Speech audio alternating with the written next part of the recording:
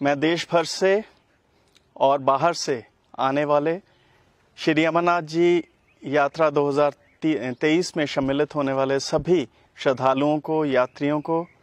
Shri Amarnath ji shrine board और जम्मू और Kashmir union territory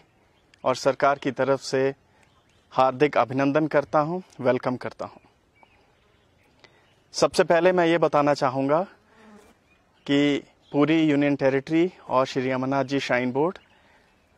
हमारे सभी श्रद्धालुओं को यहाँ आमंत्रित करते हैं और उनको रिसीव करने के लिए पूरी तरह से तैयार हैं।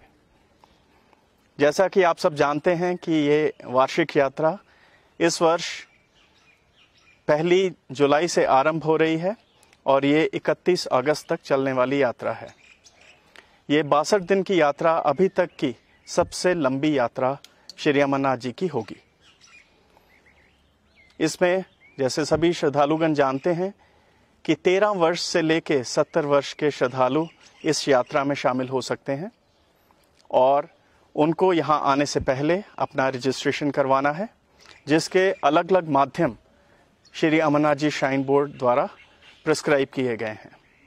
उनमें से श्रद्धालुगण ऑनलाइन सर्विसेज का अवेल कर सकते हैं, जो कि अमरनाथ श्राइन बोर्ड की वेबसाइट है उस पे। इसके अलावा सभी श्रद्धालु बैंकों द्वारा, जो कि 542 विभिन्न शाखाएं पूरे देश भर में हमारे 4 बैंक्स, उनके माध्यम से अपनी रजिस्ट्रेशन करवा सकते हैं। इसके अलावा जो यात्री ये नहीं अवेल कर पाते, उनका ऑन स्पॉट रजिस्ट्रेशन का प्रावधान भी यहाँ जम्मू कश्मीर आने के बाद मौजूद है। ये रजिस्ट्रेशन गत 17 अप्रैल से स्टार्ट हुई थी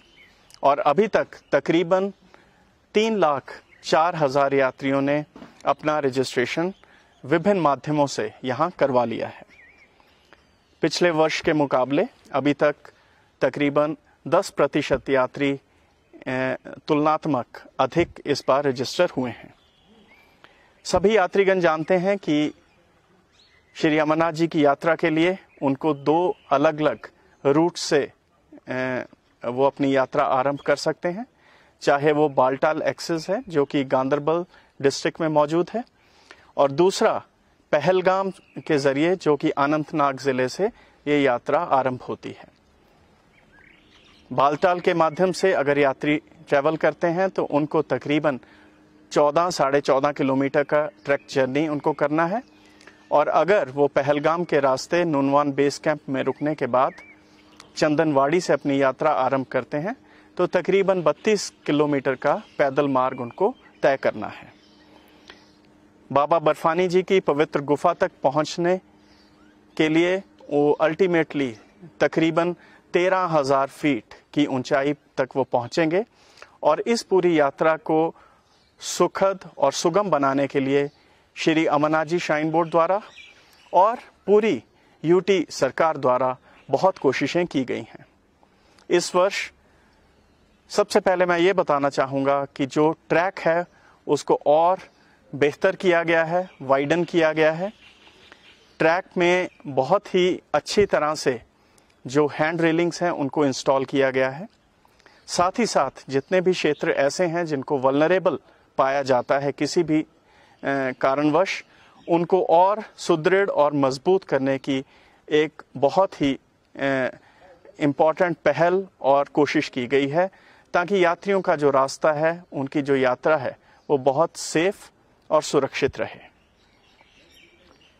दूसरा, पूरे रास्ते में पावर सप्लाई इंस्टॉल की गई है। जैसे हम सब जानते हैं कि ये बहुत ही एक दुर्गम रास्ता रहा है, लेकिन इसमें पूरे एक्सिस पे, जो कि बालटाल के माध्यम से जाता है, उसमें ग्रिड पावर सप्लाई दी गई है, और जो दूसरा रास्ता है उसमें जेनसेट के बैकअप से ये इल्यूमिनेशन की गई है। पूरा हमारा जो ट्रैक है दोनों माध्यमों से, दोनों रास्तों से, वो पूरी तरह से उसको इल्यूमिनेट किया गया है, लाइटन किया गया है, ताकि अगर किसी कारणवश कोई यात्री रात को अंधेरे में भी वापस आ रहा है तो उसको पूरी तरह से इसकी लाइटिंग अवेलेबल रहे। इसके साथ साथ पानी का प्रबंध, पीने वाले पानी का प्रबंध दोनों ट्रैक्स पे सभी कैंप्स में बहुत ही अच्छी तरह किया गया है। इसके लिए ना सिर्फ जो पीएचई की वाटर पाइप सप्लाई अरेंज की गई है, बल्कि अलग अलग जगह पे आरओ प्लांट्स को भी इंस्टॉल किया गया है ताकि सभी यात्रियों को इसका लाभ मिल सके। अगर हम हेल्थ फैसिलिटीज की बात करें तो जम्मू कश्मीर सरकार का जो health and medical education department है, उनके द्वारा तकरीबन 440 बेड की अलग अलग फैसिलिटीज सभी बेस कैंप्स पे और जितने भी और मेडिकल एड सेंटर्स ट्रैक पे निर्मित किए गए हैं उनमें प्रोवाइड की गई है। इसमें हर किस्म की दवा जो यात्रियों को ज़रूरत हो सकती है,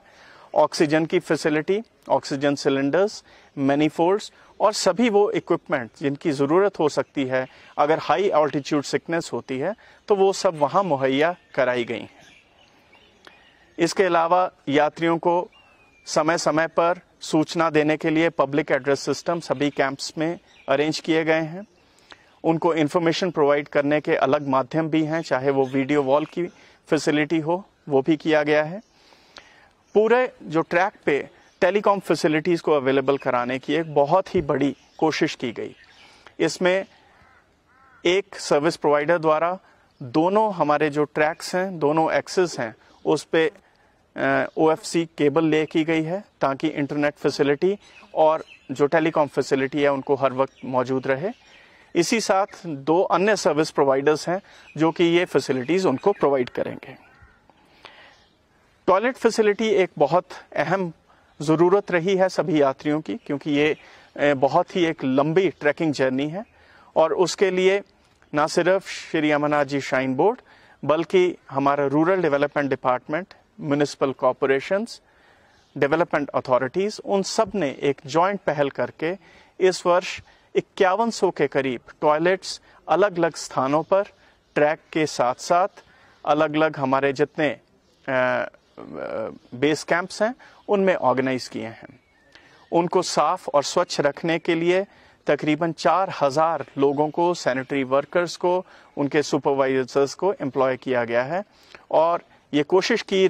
जा रही है कि सभी टॉयलेट फैसिलिटीज़ हमेशा यात्रियों के लिए अवेलेबल रहें, साफ और स्वच्छ तरीके से उनकी फैसिलिटी उनको प्राप्त होती रहे। एनवायरमेंटल प्रोटेक्शन का पूरी तरह से एक कोशिश के तहत यात्रियों से भी हम अपील यही करते रहेंगे कि ये जो पहाड़ हैं उन पे वो कूड़ा ना फेंकें, उनको डस्टबिन्स में फेंकें, कैंप्स में और ट्रैक के अलॉन्ग जहाँ जहाँ भी वो अवेलेबल हैं उनको किया जाए।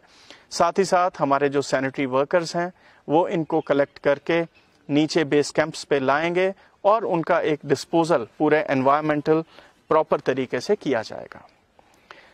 इसके साथ साथ जैसे हम सब जानते हैं कि डिज़ास्टर प्रिपेयर्डनेस इस पूरी यात्रा के लिए एक बहुत ही ज़रूरी अंश है।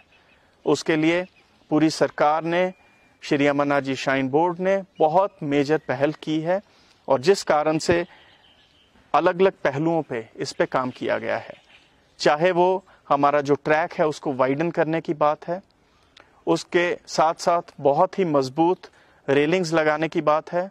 ज़्यादा से ज़्यादा लेंथ ट्रैक की उसको रेलिंग से कवर करने की बात है, उस सब पे बहुत मेजर काम किया गया है। बॉर्डर रोड्स ऑर्गेनाइजेशन द्वारा इस ट्रैक को पिछले वर्ष टेक ओवर करने के बाद एक बहुत विस्तृत कार्य इस तरफ से किया गया है। इसी तरह जो स्लोप्स जो कि डेंजरस हैं, जहां से पत्थर गिरने की आशंका है या लैंडस्लाइड प्रोन है, वहां एक कोशिश हुई है कि वहां स्लोप को बाइंड किया जा सके, उनके अलॉन्ग ब्रेस्ट वॉल्स लगाई जा सकें, फेंसिंग लगाई जा सके, ताकि इस तरह के जो शूटिंग स्टोन्स हैं उनको अरेस्ट किया जा सके। यात्रियों से हमारा यही अनुरोध रहेगा कि जो भी एरियाज ऐसे वल्नरेबल हैं जहां वार्निंग साइंस लिखे जाते हैं, उस ट्रैक को वो जल्द से जल्द कवर करें और साथ ही साथ कॉशियस तरीके से पूरी तरह से देखभाल करके उस एरिया को, उस स्ट्रेच को वो कवर करें। हमारे सर्विस प्रोवाइडर्स जो कि विभिन्न माध्यमों से, चाहे वो माउंटेन रेस्क्यू टीम्स हैं या लोगों को अलर्ट करने के लिए जो लोग हैं, वो वहाँ मौजूद रहेंगे, खड़े होंगे, ताकि यात्रियों को किसी किस्म की उसमें दिक्कत ना आए। एक और पहल जो इस वर्ष श्राइन बोर्ड द्वारा की गई है वो ये है कि हम यात्रियों के साथ मिलके उनको हेलमेट्स प्रोवाइड करेंगे, जो कि खास तौर पे ऐसे स्ट्रेच में जहां की लैंडस्लाइड्स या शूटिंग स्टोन्स की आशंका होती है, खास तौर पे बारिशों के बाद, वो उस स्ट्रेच में हेलमेट्स को कंपल्सरीली यूज करें, जो कि एक बहुत लंबा स्ट्रेच नहीं है, 2.5 से 3 किलोमीटर का स्ट्रेच है, लेकिन ये उनकी सुरक्षा, उनकी सेफ्टी के लिए बहुत आवश्यक है। इसी तरह जो लोग पोनी से ट्रैवल करते हैं, हम उनसे भी आग्रह करेंगे कि हेलमेट फैसिलिटी वो भी यूज़ करें, और ये हेलमेट्स निःशुल्क तरीके से उनको यात्रा के रिस्पेक्टिव लोकेशंस पे प्रोवाइड किए जाएंगे, जिसका कि वो अनिवार्य तरीके से इस्तेमाल करें। हमारी बहुत सी माउंटेन रेस्क्यू टीम्स, जिनकी संख्या 33-34 है, वो पूरे ट्रैक पे मौजूद रहेंगी, ताकि किसी भी यात्री को किसी किस्म की दिक्कत आती है तो उसको एड्रेस किया जा सके, उनको वहाँ से अगर रेस्क्यू करने की ज़रूरत है तो किया जा सके, उनको किसी किस्म की मदद, ऑक्सीजन सप्लाई या और किसी किस्म की सपोर्ट देनी है तो वो उसके लिए हमेशा तत्पर और मौजूद रहेंगे। हमारा एक और कोशिश है कि इस वर्ष पिछले साल की जो आपदा हुई उसको देखते हुए श्री अमरनाथ जी श्राइन, उनकी होली केव के आसपास हम यात्रियों को रात के लिए रुकने से मना कर रहे हैं। कोशिश यही है कि सभी यात्री जो अपने बाबा बर्फानी जी के दर्शन करके वापस नीचे के कैंप्स में आए या जो बेस कैंप की तरफ अग्रसर हों, तो इसके लिए उन सबको वहां रुकने की अनुमति नहीं दी जाएगी। और ये इसके लिए हमारा आग्रह, हमारा निवेदन सभी यात्रियों से रहेगा कि वो दर्शन पश्चात जो होली केव के आसपास जो बने टेंट्स हैं वहां ना रहें। वहां सिर्फ सुरक्षा बल और जितने हमारे लंगर प्रोविजंस हैं या कुछ दुकानें हैं वो ही मौजूद रहेंगी, और वो उनको सर्विसेज जितनी देर वो वहाँ हैं वो प्रोवाइड करेंगे, और उसके बाद यात्री अपने दर्शन उपरांत नीचे आ जाएं, ताकि उनको उनकी जो यात्रा है एक सुगम तरीके से चलती रहे और उनको उतनी ऊंचाई पे रुकने की ज़रूरत ना हो। हेल्थ फैसिलिटीज़, जैसे मैंने पहले बताया, बहुत से जो हमारे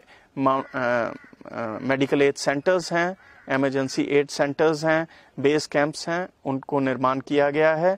हर एक सेंटर पे डॉक्टर्स और पैरामेडिकल वर्कर्स जो कि पूरी तरह से स्किल्ड और ट्रेंड हैं, उनको वहां रखा जाएगा। इस वर्ष तकरीबन 1700 से अधिक डॉक्टर्स और पैरामेडिकल वर्कर्स की एक पूरी फोर्स वो सभी यात्रियों को इस यात्रा को उनको मेडिकल रूप से फैसिलिटेट करने के लिए और उनकी मदद के लिए मौजूद रहेंगे। हमने इस वर्ष इमरजेंसी हेलीपैड्स उनको भी पूरी तरह से स्टार्ट किया है। कोशिश ये है कि अगर किसी भी कोई आपदा की स्थिति आती है, किसी को इवैक्यूएट करने की ज़रूरत हो, तो हमारी इमरजेंसी में उन जगह पे हेली लैंडिंग हो सके, ताकि यात्रियों को उस तरह की मदद पहुंचाई जा सके अगर ज़रूरत हो तो। ऑटोमेटिक वेदर स्टेशन जो कि इंडियन मेट्रोलॉजिकल डिपार्टमेंट द्वारा बनाया गया है, और साथ ही एक डॉपलर बेस्ड स्टेशन जो कि बनिहाल से हर मिनट का जो पूरा ब्यौरा है वेदर का वो रखेगा, ताकि किसी भी सूरत में ज़्यादा बारिश या कोई और दुर्गम परिस्थिति बनने की जो आशंका है उसको वो पूरी तरह से कैप्चर कर सके, और उसकी इन्फॉर्मेशन सभी अधिकारियों को जो कि डिज़ास्टर रिस्पांस के लिए वहाँ मौजूद हैं उन तक वो पहुँच सके और यात्रियों को उससे भी मदद मिल सके। पूरे यात्रा क्षेत्र में तकरीबन 70,000 लोगों के ठहरने का अलग अलग बेस कैंप्स में और रूट्स के अलोंग जितने भी हमारी टेंटेज फैसिलिटी हैं वहाँ उनकी होल्डिंग कैपेसिटी क्रिएट की गई है। इसका तात्पर्य ये है कि अगर किसी कारणवश अगर यात्रा को स्थगित या बारिश के कारण थोड़ी देर रुकना पड़ता है तो उन लोगों को बहुत इजीली उन टेंटेज फैसिलिटीज़ में अकोमोडेट किया जा सके, ताकि जैसे ही वेदर ठीक होगा, आसमान क्लियर हो जाएगा, बारिश थम जाएगी, तो पूरे इकोसिस्टम को देखते हुए उनकी यात्रा को पुनः आरंभ करने के लिए हेल्प की जा सके, मदद की जा सके। मैं ये बताना चाहूँगा कि ये पूरी जो यात्रा है, पूरी यात्रा का ट्रैक है, उसको सरकार के विभिन्न डिपार्टमेंट्स, फोर्सेस और श्री अमरनाथ जी श्राइन बोर्ड द्वारा पूरी तरह से मॉनिटर किया जाता है। अलग अलग जगह पे कैमरे मौजूद हैं और उन कैमरास के बेसिस पे हर एक जो स्ट्रेच है उसको अच्छी तरह से देखभाल किया जा सकता है, ताकि कहीं भी कोई दिक्कत हो तो उसको बहुत ही अच्छे कम्युनिकेशन के थ्रू उसका निपटारा किया जा सके। यात्रियों की जो मूवमेंट है उसको भी कैप्चर किया जाएगा। काउंटिंग सिस्टम्स लगाए गए हैं जो कि ऑटोमेटिकली काउंट करते हैं कि किस बेस कैंप से, किस पड़ाव से यात्री कितनी संख्या में आगे निकल गए हैं, ताकि ये एक इंफॉर्मेशन हर वक्त मौजूद रहे। इसके लिए मेरा पुनः सभी यात्रियों से ये आग्रह रहेगा कि वो जब यात्रा आरंभ करते हैं तो जो RFID टैग्स हैं जो कि अनिवार्य हैं यात्रा पे जाने के लिए, मैं पुनः बताना चाहूँगा कि बिना RFID के कोई भी यात्री यात्रा मार्ग पे अपनी यात्रा आरंभ नहीं कर सकता है। इसके लिए उसको RFID टैग, जिसकी की बहुत ही विस्तृत इंफॉर्मेशन, सूचना यात्रियों को अलग अलग माध्यम से, चाहे वो हमारा श्राइन बोर्ड का जो वेबसाइट है उससे, या जो बैंकिंग फैसिलिटीज़ जहां उन्होंने अपनी रजिस्ट्रेशन करवाई है उन सब जगह से उनको मुहैया कराई गई है, वो इन्फॉर्मेशन उनके पास मौजूद है। जब वो जम्मू कश्मीर में आएंगे तो अलग अलग स्थानों पर, अलग अलग डिस्ट्रिक्ट्स में, उनके पूरे यात्रा रूट पे ये RFID टैग्स प्राप्त करने की उनको फैसिलिटी मौजूद है। और इवन अगर कोई यात्री किसी कारणवश पीछे नहीं ले पाता है तो उसको दोनों बेस कैंप से ये RFIDs मिल सकते हैं, प्राप्त हो सकते हैं। तो इसलिए कोई भी यात्री बिना RFID टैग के अपनी यात्रा आरंभ नहीं कर सकता है। और दूसरा, पूरी यात्रा में वो RFID के जो टैग हैं जो कि एक उनको गले में वियर करना है, वो उसको हमेशा पूरी यात्रा में अपने साथ रखें, गले में टांग के रखें, ताकि उनकी जो मॉनिटरिंग है, काउंटिंग है, कहाँ कोई यात्री किस स्ट्रेच में चल रहा है, उस चीज़ का पूरा इंफॉर्मेशन अवेलेबल रह सके, ताकि उनको किसी भी सूरत में कोई भी मदद करनी है तो वो की जा सके। अंततः मैं यही कहना चाहूँगा कि श्री अमरनाथ जी श्राइन बोर्ड और पूरी union territory of Jammu and Kashmir की एडमिनिस्ट्रेशन, इसकी सरकार एक पूरे यूनिट की तरह सभी यात्रियों को यहाँ वेलकम करती है, उनका हार्दिक अभिनंदन करती है, अभिवादन करती है और यही कामना करती है कि उनकी जो यात्रा है वो सुगम हो, सुखदायी हो, सफल हो, और जो वो लक्ष्य या जो वो भावना लेके बाबा बर्फानी जी के दर्शन के लिए आ रहे हैं वो बहुत ही सीमलेस और बहुत ही अच्छे तरीके से उनकी पूरी यात्रा संपन्न हो। इसके लिए पूरे कठुआ, जो कि एक एंट्री पॉइंट है हमारा जम्मू कश्मीर का, वहाँ से लेके होली केव तक हर तरह की फैसिलिटी, हर ज़िले में फैसिलिटी वो मौजूद कराई गई है। रहने के सभी डिस्ट्रिक्ट्स में जो एन रूट आते हैं, चाहे वो कठुआ है, सांबा है, जम्मू है, उधमपुर है, रामबन है, श्रीनगर में जो पैंथा चौक पे हमारा सेटअप है, और उसके बाद फिर जो सभी बेस कैंप्स हैं वहाँ बहुत ही विस्तृत फैसिलिटीज़ सभी यात्रियों के लिए की गई है। पूरी यूनियन टेरिटरी, यहाँ के सभी लोग, हमारे जो यात्री हैं पूरे देश भर से और विदेश से आते हैं, उन सब का अभिवादन करते हैं, वेलकम करते हैं और यही कामना करते हैं कि उनकी यात्रा यहाँ सफल हो और फिर वो एक बहुत ही अच्छी भावना लेके, एक सुखद अपना अनुभव लेके अपने अपने घरों तक जाएं। यही हमारी भावना है। एक बार पुनः मैं सभी यात्रियों का अभिवादन करता हूं, वेलकम करता हूं as CEO Shri Amarnath ji shrine board. जय बाबा।